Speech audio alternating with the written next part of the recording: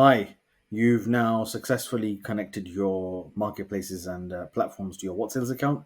Now let's jump right in and show you what your dashboard looks like. Okay, so this is what you're going to be presented with straight away.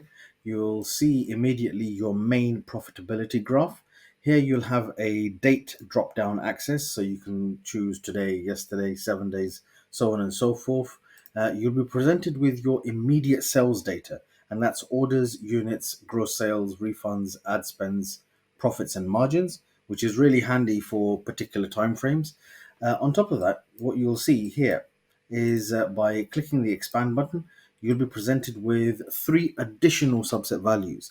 These are your average order value, average profit per order, and average margin per order.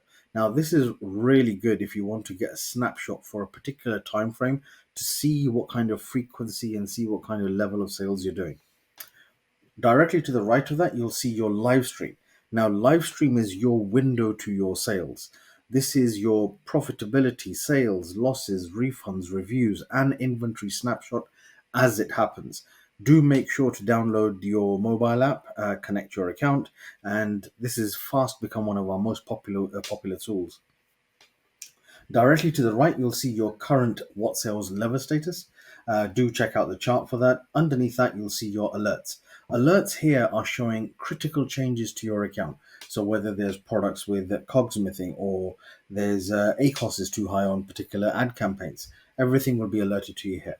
Directly underneath, Amazon account health.